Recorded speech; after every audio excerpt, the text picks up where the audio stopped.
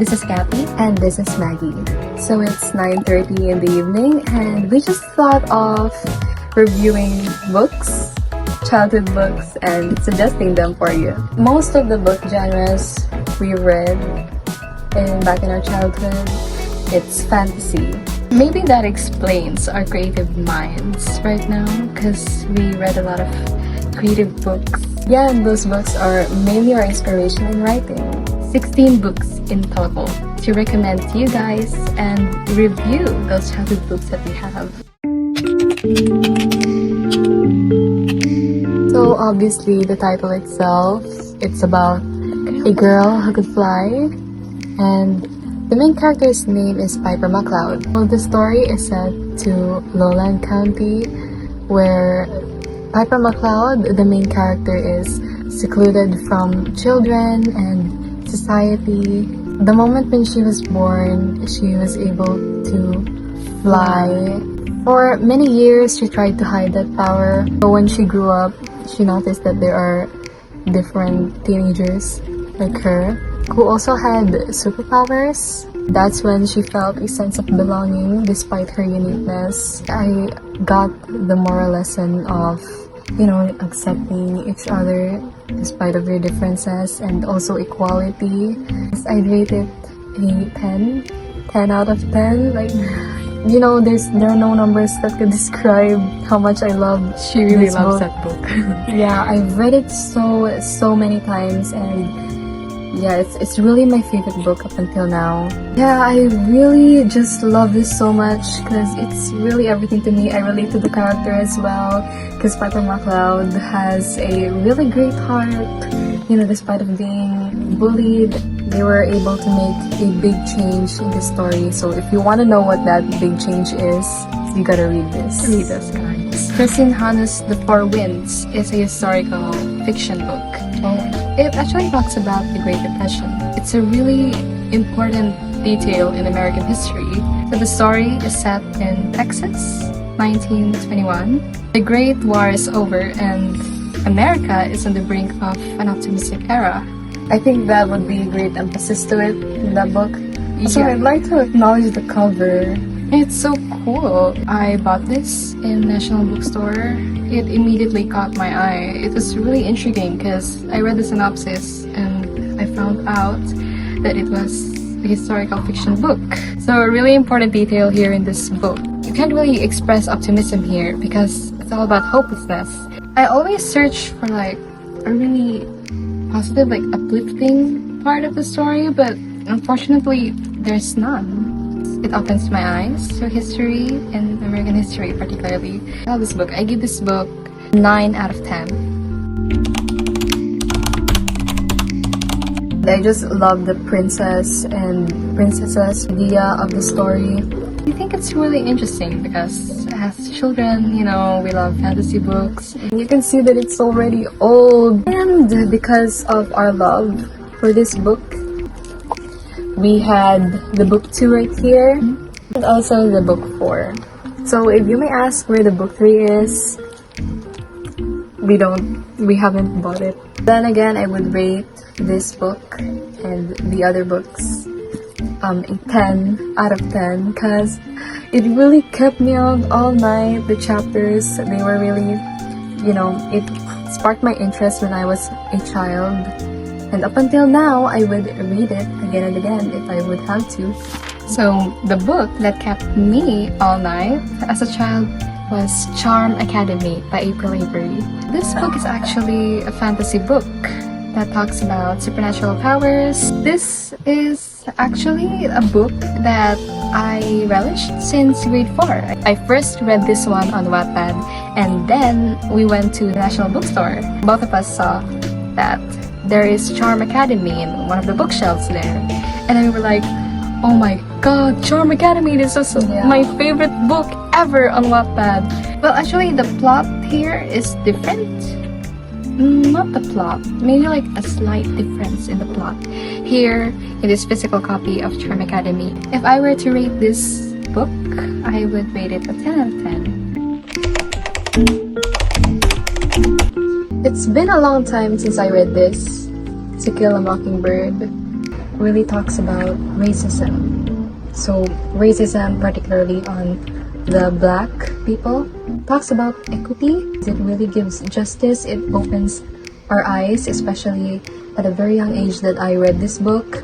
A lot of people should read this to gain insights and for them to be aware of what is truly happening in society. It's a classic book, and also Harper Lee won a Pulitzer Prize for this because it's a really popular book, and maybe some of you have already read it. Some characters are so well written, especially in To Kill a Mockingbird. I love the girl because, you know, it speaks about childhood innocence and like that. Also, Atticus' father is really full of wisdom, and he's that lawyer who really stood up to fight for the black people. There are a lot of symbolisms in the story, so I would rate this story a 10 out of 10 still, because I love the message that it brings to us. It's also very timeless, Yeah. and it's written and timely today. We have social issues that can be addressed until now. Mine, on the other hand, is called The Fountains of Silence by Ruta Sepetys.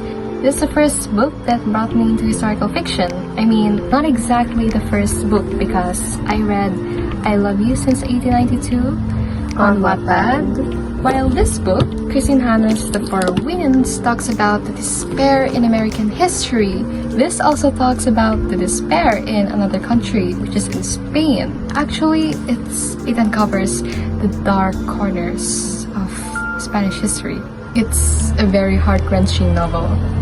If this one is like, If you're melancholic, melancholic and hopeless, really hopeless, this is also hopeless, but you're going to feel rage. Feel the same way this character is also feeling. She's called Anna. It depicts some gory scenes. It leaves you with an indelible impact, and I was like, oh, it was really shocking. There's a shocking twist. So I was really fascinated about this story.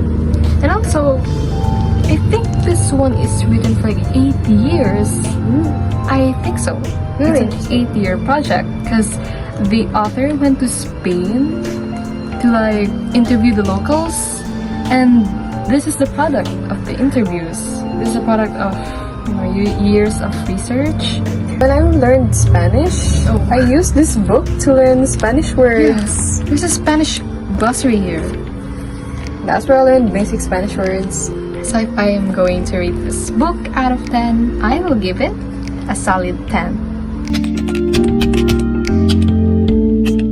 This book, Someday, it's actually a series, but we've only purchased the first book in that series. It's actually different from what we've been reading.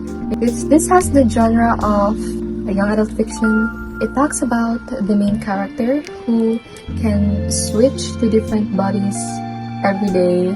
So the main character just experienced love and loneliness. I actually read that book in just one day because it's not as thick as the other books. I would rate the story 7 out of 10. And if I was given a chance to read the books that are in the series, I would definitely read it. So another book that I have read is called Cassandra Clare's Chain of Gold. Cassandra Clare is dubbed as the Queen of Fantasy by Wall Street Journal. Mainly it's because it's YA fantasy, or a young adult fantasy. Actually, it has a whole series about this book. This is not actually the first book of the series.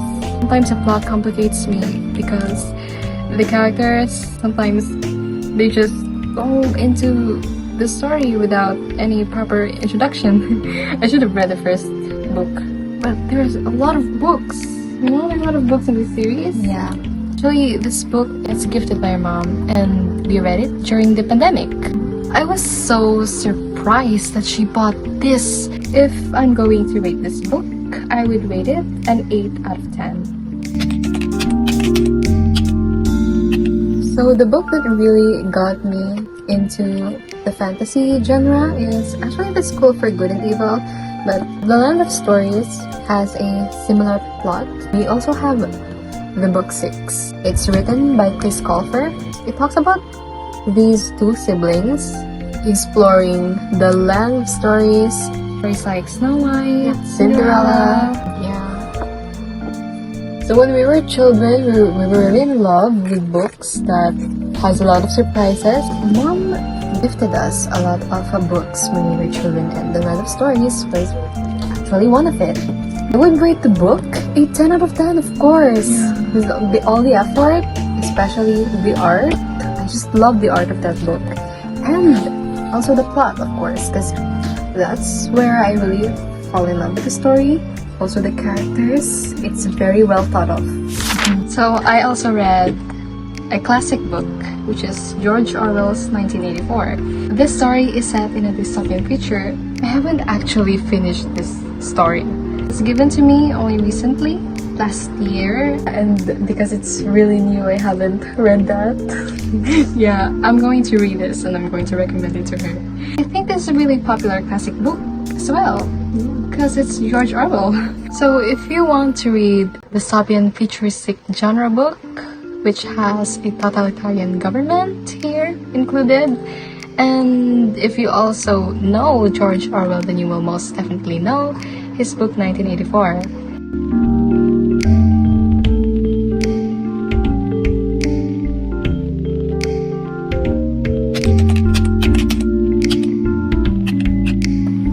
I would read this 100 times if I had to.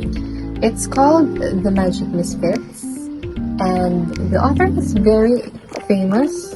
It's a famous actor, producer, director, host. It's Neil Patrick Harris. This is my favorite character. I love this character along with Piper McLeod from The Girl Who Could Fly. I just love his personality. So Carter, he's a really talented boy when it comes to doing magic tricks. I love the friendship themes because he met other magicians like him, these characters. So yeah. Oh wait, twins. They're twins. Just like us. And it also has a part 2. Yeah. Oh, the part 2 is actually my favorite.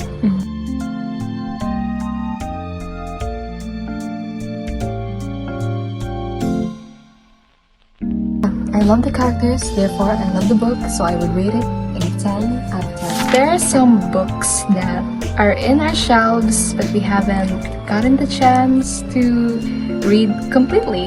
Curiosity House, Book 2 and Book 3. These are written by Lauren Oliver and H.C. Chester. They are really, really interesting to me because it's murder mystery. We bought this when we were children. The only problem why I didn't have time to read this because I just simply have no time to read this. Also, the book 1, it just feels so complete if we have book 1. That's the main problem. But these books are really, really intriguing, so I would recommend this book, and I would read it if I have time because even though this is a children's book, I still believe that I would have fun when we read this. It's only not as thick as the other books, so I'm gonna give it a go. Maybe around this month or around this year, I'm gonna read this again. There are more books from the shelves. It's just a hassle if we're gonna review all, so we just chose 16. Yeah, 16 books. 16 books that marked our childhood.